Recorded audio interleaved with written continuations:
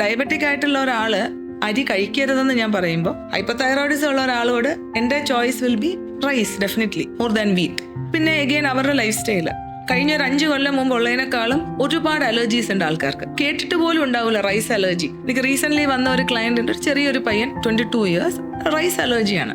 അതറിയാതെ ആ കുട്ടിക്ക് എന്നും അസുഖം, തുമ്മല് അല്ലെങ്കിൽ ശ്വാസം മുട്ടല്, മേല് ചൊറിഞ്ഞ് തടിക്കുന്നു. എൻ്റെ അടുത്ത് വന്നു, പക്ഷെ നമ്മളിത് ആലോചിക്കുന്നും കൂടിയില്ല. വെറുതെ ഒന്ന് കുറച്ച് കഴിഞ്ഞിട്ടൊന്ന് അലർജി ടെസ്റ്റ് എടുക്കൂന്ന് പറഞ്ഞപ്പോഴാണ് റൈസ് ആണ് ഏറ്റവും അലർജി ലിസ്റ്റിൽ top. So you need to know your body. അതുപോലെ ഈ ലാക്ടോസ് ഇൻടോളറൻസ് ഒത്തിരി പേര് ഇത് ഒഴിവാക്കുന്നുണ്ട് കംപ്ലീറ്റ്ലി. ഈ മിൽക്ക് എന്ന് പറയുന്ന മിൽക്ക് പ്രോഡക്ട്സ്, മിൽക്ക് എല്ലാം കംപ്ലീറ്റ്ലി അവോയ്ഡ് ചെയ്യുന്നത്. എന്നാൽ അങ്ങനെ ഒഴിവാക്കേണ്ട കാര്യമുണ്ടോ അതിന്? അങ്ങനെയല്ല. നമുക്ക് എന്തെങ്കിലും ഒരു കാര്യത്തിനോട് അലർജി ഉണ്ടെങ്കിൽ അത് കംപ്ലീറ്റ്ലി ഒഴിവാക്കണം. ലാക്ടോസ് എന്ന് പറയുന്നത് നമ്മുടെ പാലിനകത്തുള്ള ഒരു ഷുഗറാണ്. അത് വയറ്റിനകത്തേക്ക് ചെല്ലുമ്പോൾ സ്മോൾ ഇൻറ്റസ്റ്റൈനിൽ ഒരു ലാക്ടേസ് എന്ന് പറഞ്ഞൊരിതുണ്ട്. അത് വേണം ഇത് പ്രോസസ് ചെയ്യാൻ. പക്ഷെ ചിലരുടെ വയറ്റിൽ അതില്ല.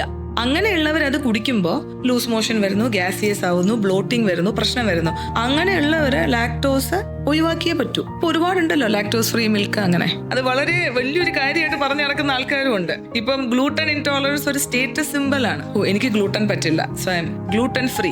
പോപ്പുലേഷനിൽ 1% ആൾക്കാർക്കാണ് സീലിയാക് ഡിസീസ് ഉള്ളത്. അവര് മാത്രം ഗ്ലൂട്ടൻ മാറ്റിയാൽ മതി.